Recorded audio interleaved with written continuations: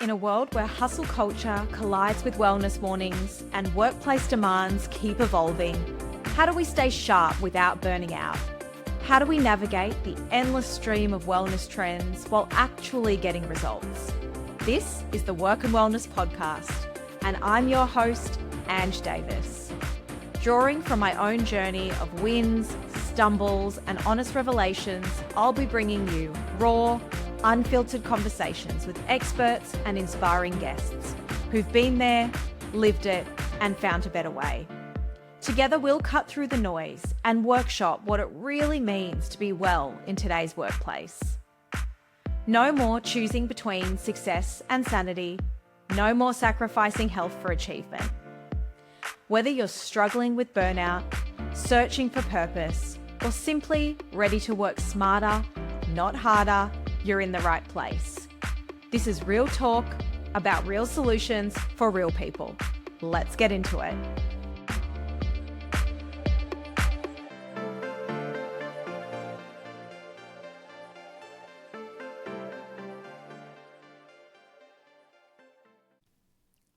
Hello, friends. Welcome to the show. I am so excited to be welcoming my guest today, Anna Mackenzie. I feel like I want to call her Anna Mack. Anna is a highly skilled strategist specializing in launching and scaling global brands across consumer, tech, and media industries. With over a decade of experience, she works with early-stage founders to solve complex business challenges, from product strategy to international expansion. Anna's known for her hands-on approach and offers fractional work, project-based consulting, and advisory services to brands and individuals. And Anna is also a champion of the portfolio career movement, which I'm really excited to talk about today as a portfolio careerist myself. Anna's expertise lies in enhancing operational efficiency, driving growth, and delivering impactful results for businesses ready to scale. Welcome to the show, Anna. Thank you. That was that was a great intro. I'm like, oh, do I do all those things? It's always a good little pep talk, isn't it, when you listen to your own intro? Love it. No, I'm so excited to get into this today because I think you have such a wealth of knowledge and we're really at such an interesting impasse from a career perspective at the moment. So I'm really excited to get your insights. But I just wanted to start a little bit with your background. You've worked with some incredible brands. What's been a real career highlight for you or the most rewarding challenge in your career? I've had quite a few career highlights. So I think the most rewarding thing that I've ever done is build something for myself. And I think the platform that I'm building around portfolio careers is by far the most rewarding thing I've ever done, and kind of getting over my fear of showing up online and writing and sharing my ideas with the world is probably the most rewarding. But if I think back to like career highlight and one of the sort of the things that I look back at with nostalgia, it was definitely my time working at Mecca. So I was there for 4 years. I was hired as a project coordinator and kind of supporting the head of business development and a whole bunch of random stuff.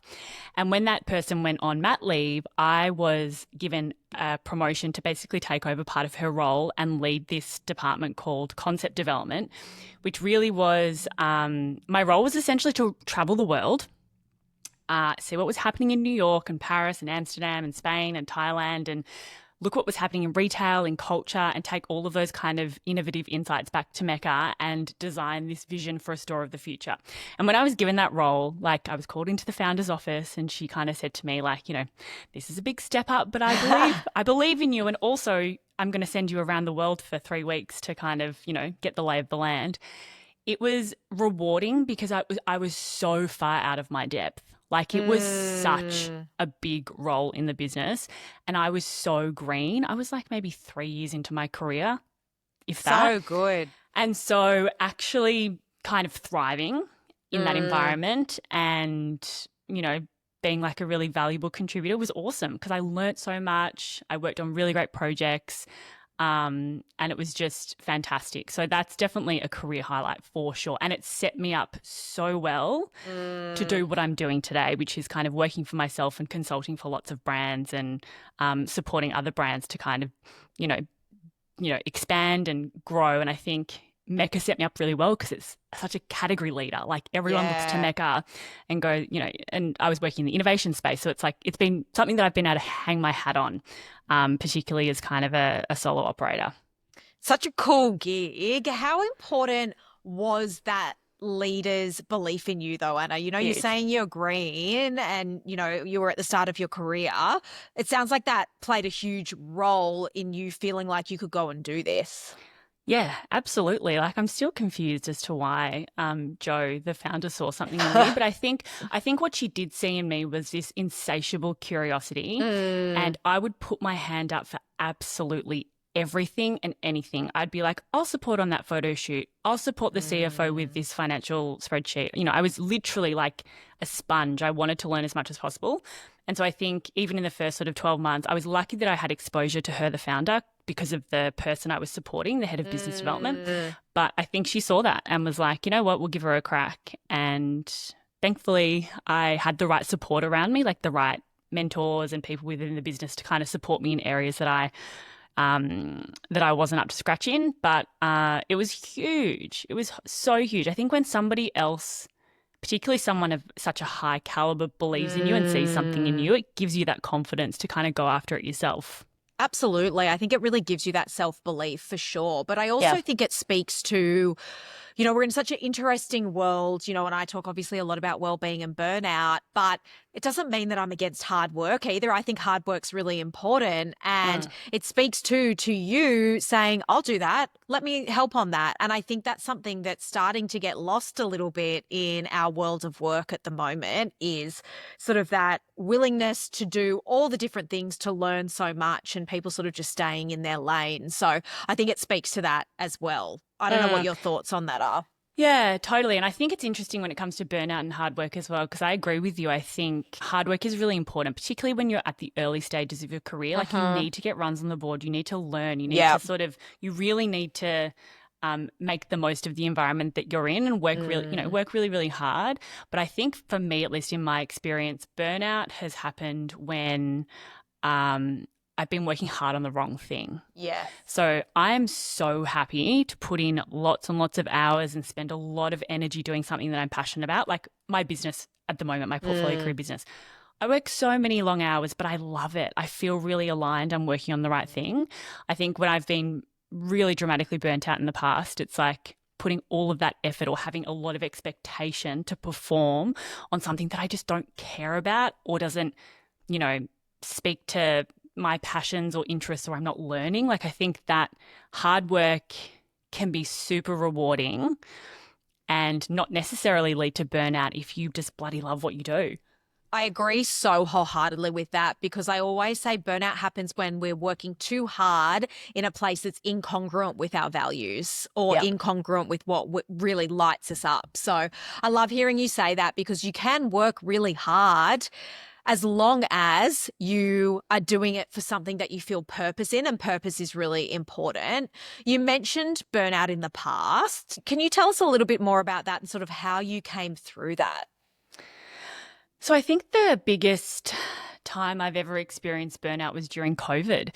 So just before COVID, 6 months before COVID, I was working at Mack, and I had a side business at the time called Lady Brains, which was a podcast and community for female entrepreneurs. I was doing it with two friends at the time, and we had just landed a big network contract, and this was 2019, so it was sort of early on in the podcasting game, or earlier on, and we were experiencing all this momentum, and I was like, yes, I'm going to quit my dream job at Mack. 6 months later, COVID happened. We lost 100% of our revenue, and it was a slog over the next 3 years to try and continue growing the community, remonetize the community in different ways, and stay connected to the mission and what we were doing in a remote world. And also for me at that time, because there was literally nothing going on, we were all stuck at home, work was my coping mechanism. Yeah. And I tried to work so hard and control the outcomes and the results for that business, because I had no control in the rest of my life. In Melbourne, we were locked down 24/7. And so I just put everything into that business without necessarily seeing the results. And also I was so incredibly drained, so burnt out physically, mentally, emotionally, financially, to the point where I actually made the decision to leave that business, which was really difficult in and of itself. But I think for me, what helped me come through that is, at least in that scenario, was actually listening to my gut and hearing my gut tell me that like this chapter is now closed for you. There's something else waiting for you. And that was a hard decision, and it took a long friggin' time for me to make, because, you know, when you pour yourself so much into something that you get so burnt out, it's hard to walk away from all of that effort. But I think making that decision to leave and then sort of giving myself the time to recover was critical for me to be able to kind of move into the next chapter of my career. Yeah, I think, you know, it's that sunk cost fallacy, isn't it? When you've invested so much into something, it's so hard to leave. You've got your own business now, and I think particularly in a portfolio career, it can be easy to overwork and overcommit to things. How do you make sure that you're checking in on that, even when your workload is high, to make sure that you don't get back to that point? It's a good question. And I think I've also learnt this the hard way. Like in the beginning, like when I first started doing this portfolio career thing, contracting, advising, consulting, etc., for the first sort of 6 or 8 months that I was doing it, I had contracted myself out 6 days a week, which is actually insane if I think about it. But I was so excited by the projects I was taking on, and it got to a point where it was just too much. And I think through that, I learned a few things.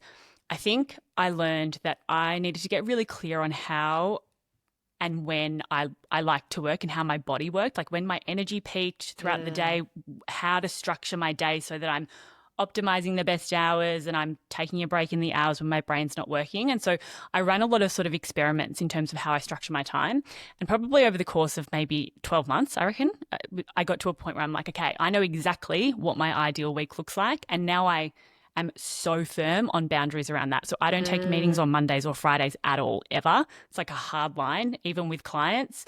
And that allows me to kind of, you know, do creative work on the Monday, wrap up the week on a Friday. So that's like something that really helps me stay balanced, even though I'm working on those days. It's a different kind of method. Another example is like I clock off most days at 3 and I'll work again, do another sort of block of creative work at night.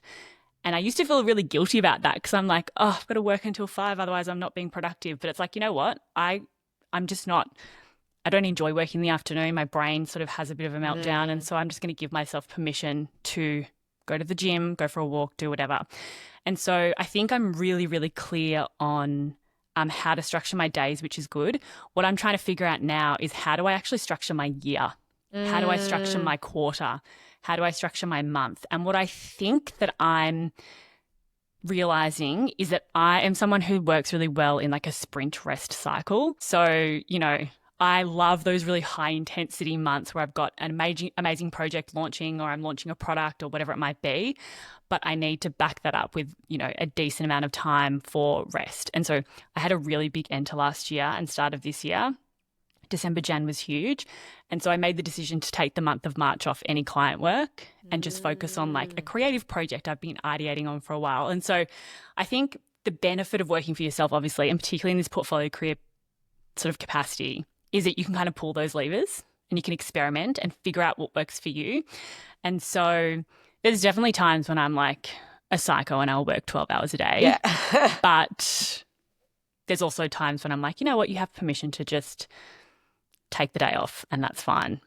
I feel like I could be talking to myself, Anna, because I work in the exact same way though. So when I first started, you know, if my husband Liam was working from home, I might have a nap at 3 o'clock in the afternoon. I'd be like, I'm not being lazy. You know, I've been working since 6. And he's like, you're the least lazy person I know. I don't even know why you're being defensive. Like, if I could have a nap, I'd have a nap. Conditioning though. It's like this conditioning around what productivity looks like, what the right work day looks like. And I think that's one of the really fun but also challenging parts of going from working in a traditional work structure to working for yourself. It's like you have to deprogram all of that conditioning and go, well, actually what works for me? Because that's why a lot of people work for themselves, you know? For sure.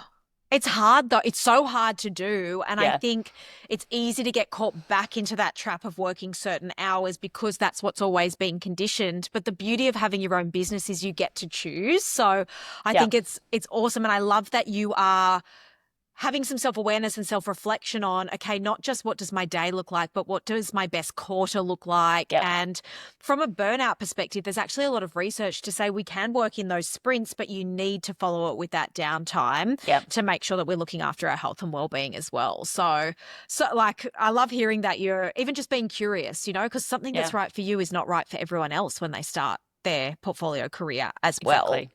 How do you balance your strategic vision with your day-to-day work when scaling a business? Because I think this is something that's quite challenging for a lot of people who start their own business.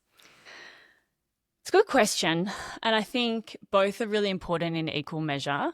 And I think I've had to learn to be strategic because I am very much like, I come from startups, like the startup world, particularly post working at Mecca. And so I'm very much like an operator, and it's like you just get shit done. It's like head down, just violently move through everything. And I've really been immersed in that space for a long time. And so I have had to really teach myself or force myself to be strategic in a way. And I think there's a couple of things that I do. I think, again, it kind of comes down to time, carving out time. So and again, like day to day and also month on month. So I sort of have, one or two sort of strategy days each month.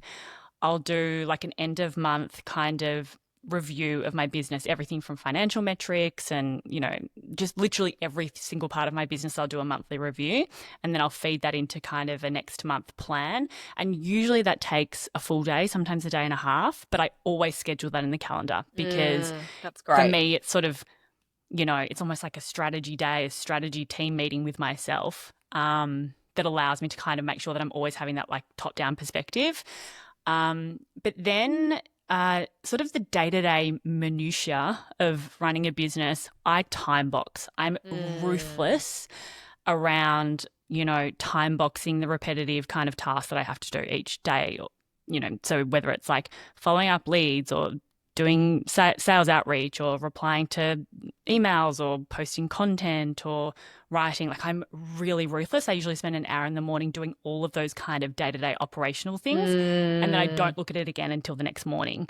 And so that works for me. But it means that I'm not kind of constantly faffing about, which can be really easy. For sure. And context switching, like our brain actually takes a long time to switch between one context and another. And while we might think we're being efficient in switching between both, our brain's actually just getting exhausted while we're doing it. So I love hearing that, and I can definitely learn off you in that piece. I have been guilty. I time block for sure, but I need to be more ruthless with my email responses, to be honest. You work with a lot of sort of early stage founders, and you've worked in startups before. What do you think is one of the most common mistakes that early stage founders or people starting their portfolio career make, and how can they avoid it? I think one of the biggest mistakes that anyone in business makes, particularly early on, is not being close enough to the customer and what's going on in their mind. And it's really common advice, like it's a bit of a basic response, but it's so true. And particularly I work with a lot of founders in tech. And in tech, like co-founder pairings, you usually have like the product person who's an engineer, probably an introvert, likes building, doesn't really like talking, just is kind of in their own zone and just wants to do their own thing.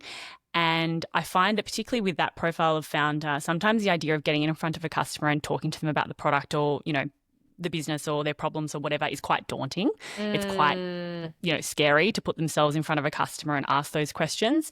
But I think it is so important to always be having those conversations, that feedback loop consistently with customers, because otherwise you're just building something that you think that they want, not what they actually want, and you're guessing. And there can be such a huge chasm between your assumptions about somebody and what they want and what they actually need.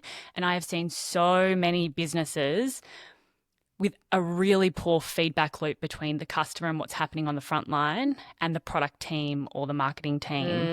And it kills a business. And so even thinking about my own portfolio career stuff, like I am constantly talking to people, running surveys. I do one-on-one mentoring as well for people who want to build portfolio careers. So that's a really amazing opportunity for me to stay close to what the, what the problems are. And I'll never stop that. because I think it's so like it's the only thing that matters. It's the only thing that matters. Yeah, I mean, without customers, none of us have businesses or jobs for that matter, even if you don't have your own business, right? So I think that's really important. Speaking of businesses and jobs and careers, what do you think about the future of work? Obviously, there are a lot more people undertaking portfolio careers earlier on in their career. I think we sort of used to see this when people were later in their career. Maybe they take on board work and consulting, but there's a lot more young people doing this now. What are your thoughts on the future of work?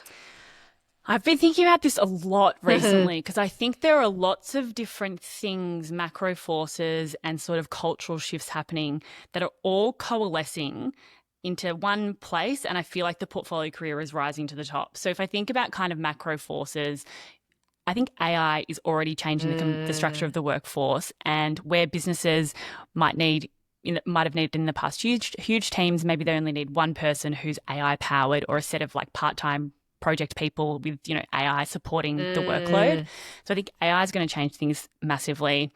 I mean, the job market's really uncertain. The economy's uncertain. People are being laid off left, right, and centre, which is scary. But I also think that there is this kind of rise and empowering trend for people to build a platform of their own through social media and monetize their skills on their own terms and have distribution, free sales and marketing. And so I think, there's that. And then I also think coming up off the back of COVID, like a lot of people are questioning what they want from life. A lot of people are questioning whether the aspiration to climb the career ladder is really it's still resonant with them. And so there's lots of things happening at the individual level, the societal level, the sort of economic level. And I think the portfolio career to me is like the work structure that makes a lot of sense in those environments. Like it's a diversified set of income streams, which is a hedge against the future. It's a risk mitigation strategy. It's also a very empowering type of work structure because you can monetize different skills in different ways. You have variety and interest across lots of different things.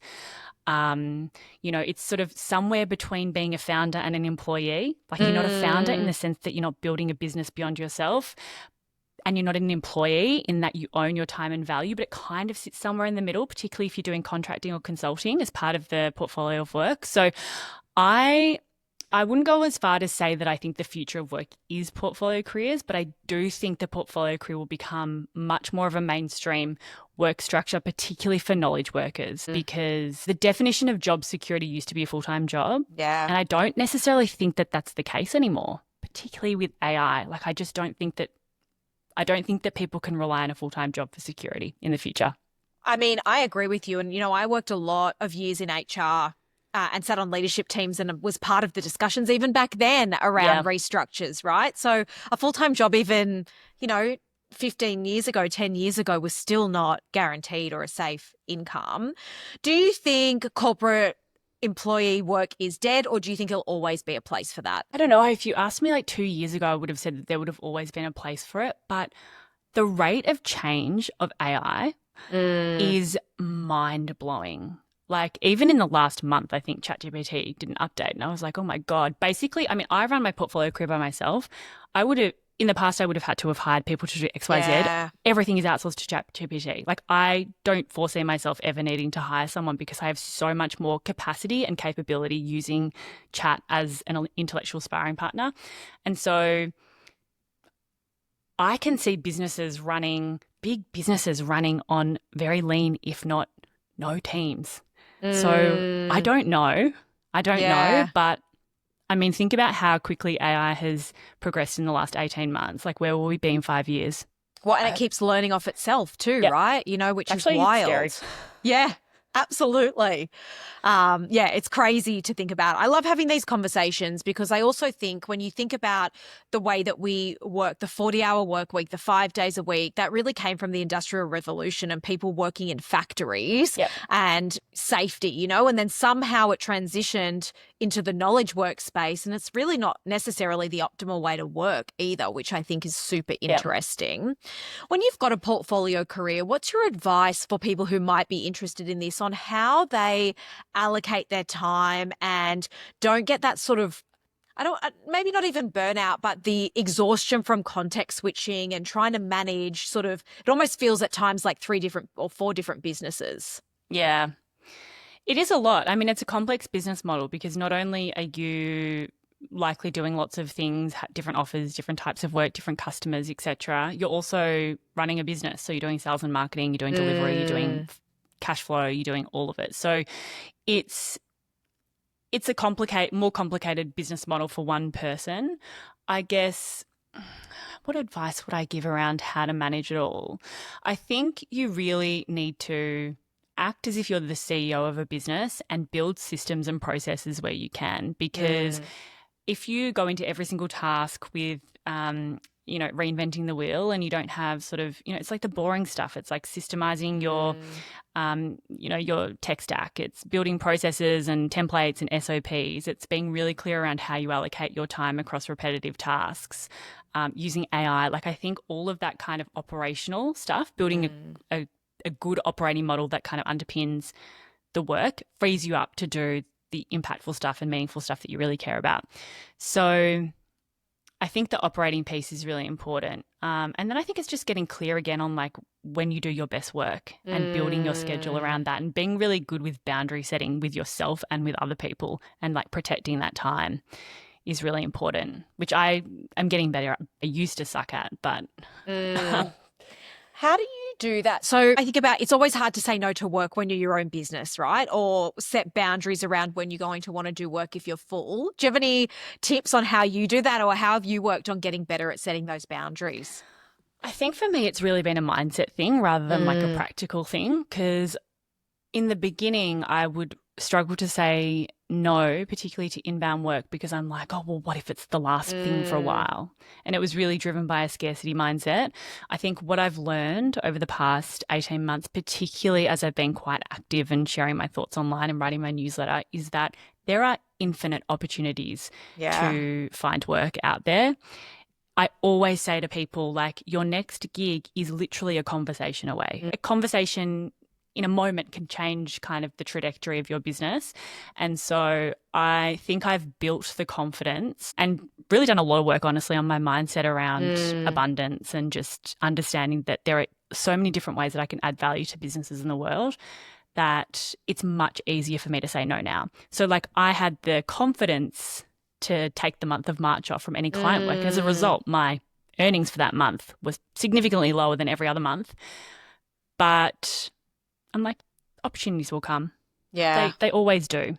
And if not, I am very confident in my ability to like hit the pavement and have coffees with people and network and find those opportunities myself. Yeah, it's interesting. You posted something a little while back, and it's so interesting because I worked as a leader in business banking. I led a team, and ultimately banking is sales, right? Like, you're selling a product. But starting my own career, I thought, well, just posting and telling people what I'm doing, they're just going to want to email me and flow in.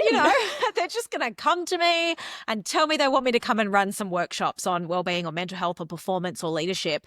And I was like, well, that's not happening. What's going on here?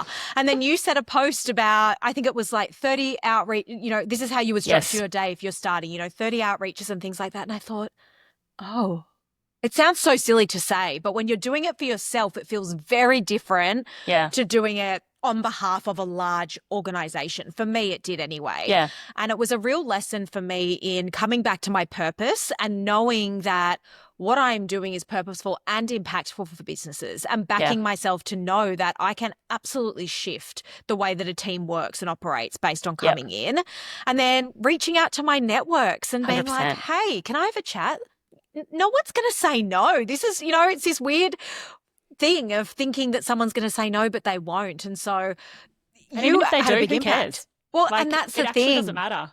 On to the next, Yeah. I used to say to my bankers, it's a numbers game. The more people you speak to, the more likely you're going to get a yes. I mean, it's sales. It's like, it's a numbers game. And to your point, it's like shifting your mentality around, you're not extracting something from someone else. Like, you are so competent, you are so capable, you have such an amazing track record, you have such an impact on the businesses you work with.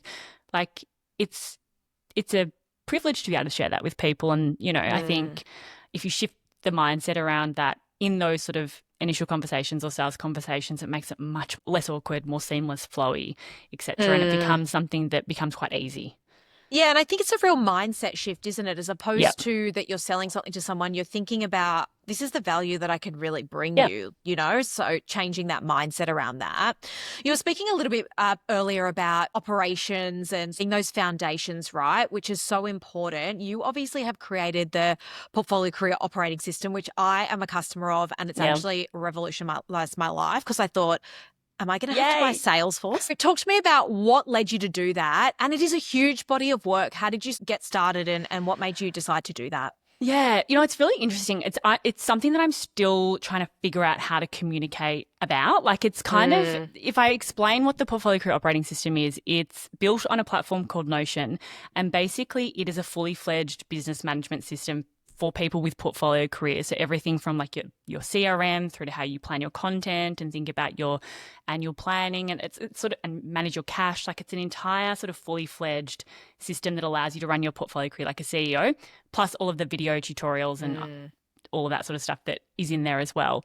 But it's sort of hard for me to explain what it is and what the impact of it is to people, because it's something that, you know, not a lot of people use, like, or operate that way. It was interesting, like the way that came about. I was sort of thinking about, well, what is my unique value? Like, what else can I offer people who are building portfolio careers outside of mentoring? And I did a bit of a kind of audit of my own life, and I'm like, well, what am I really good at? Well, I'm really good at operations and getting shit done. Like, that is absolutely my strength. And then I you know, this Notion workspace is something that I built for myself. And my boyfriend actually was like, well, why don't you package that up and sell it? Like, you're a freak. No one works like this. You're an absolute freak, you know, like other people could get value from it. And so I sort of teased it in various social posts and sort of tried to gauge a bit of a response to see whether people would find it valuable.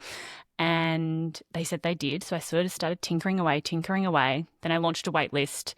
220 people signed up within 24 hours, I think. So I'm like, okay, I've got to really just bite the bullet and pull it all together. And, you know, it was probably a 6 to 8 week process of pulling it all together, but a lot of the guts of it was already built because it was what I was using for myself. So it's been quite eye-opening launching a scalable product like that, because it's done very well, particularly sort of December, Jan, when I had the sort of early bird pricing period. And it's really opened my eyes up to like what else I can create to support people building portfolio careers that's sort of beyond just how they operate, which is exciting. You know, it's led to more product ideas and more conversations with people about what they need. Yeah, I mean, and, you know, it's such a sweet spot too, Anna, because I think a lot of the big tech businesses that create parts of this are designed for really, really large businesses, not for individuals who are running a portfolio career. The way I described it to my husband when I bought it, and he always talks about buildings because he works in construction now, and he always says to me, keep building those foundations so you can build the tallest building on the planet. You know, you can't build that tall building without the foundations. And it's like this Portfolio Career Operating System is the foundation of this huge building that you can then build off. So it's a good analogy. Yeah. I might steal that. Yeah. But I think it helps. You know, sometimes you just got to build these really wide foundations so you can build the tallest building that you want to build, whatever that looks like for you. Totally. Because if you don't, then at some point things will crumble. Absolutely. Yeah, for sure. It'll all fall down if you don't have that strong foundation. What is the best piece of advice you've ever been given when it comes to navigating either your career or well-being? You've worked for some really cool brands and people, I'm sure. What's the best bit of advice you've ever been given? I can't remember who told me this, but it might have actually been someone at Mecca. But I remember somebody saying to me once, like, your value isn't only what you do, your value is also in how you show up. And, you know, like, I think well-being for so many people is kind of, you know, particularly high-performing people who are sort of achievement-oriented, well-being is seen as a luxury as opposed to core to the way that you show up in the world and operate. And, you know, I've worked with some people in the past who have been really good at their job, but really not nice to be around because, you know, short-fused or overworked or whatever.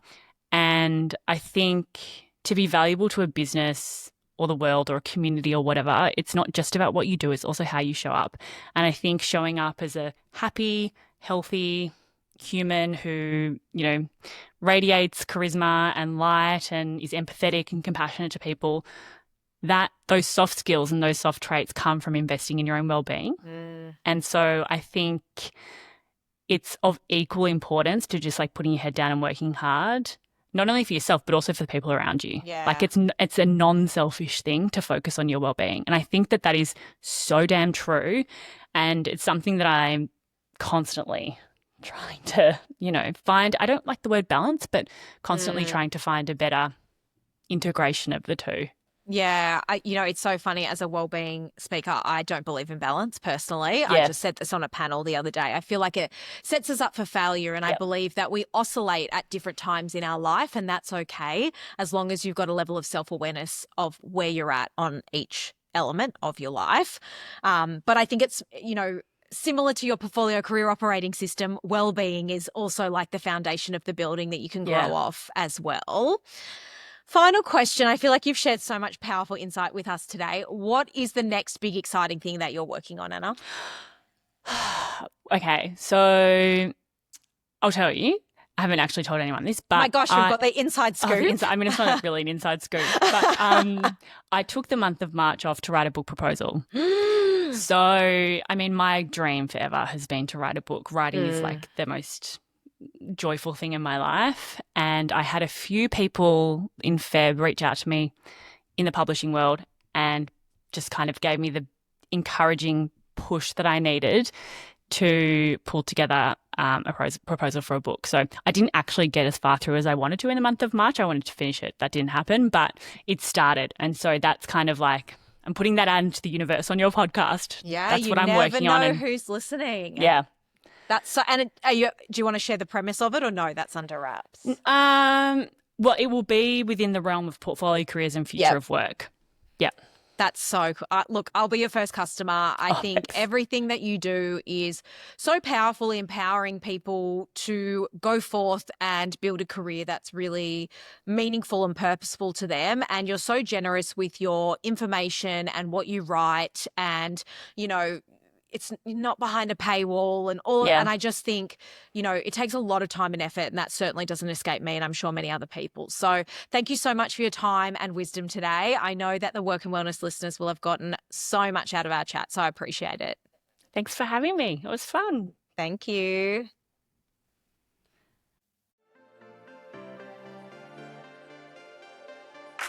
Thanks for joining me on Work and Wellness. If today's episode resonated with you, remember, someone in your network might need to hear this too. Share it with a colleague or friend who could use these insights. I'd love to keep the conversation going, so find us on Instagram at Mind Your Grit, where we share daily tips and continue these discussions. And if you found value in today's episode, please take time to rate and review the show. It makes such a huge difference and helps other people discover conversations they might really need. Don't forget to hit subscribe so you never miss an episode. Each week, we're building a community of people who believe that success and well-being go hand in hand. You can find the notes, resources, and links from today's episode at mindyourgrit.com. This is Work and Wellness with Ange Davis. Your work matters, your wellness matters, and this is where it all comes together. See you next week.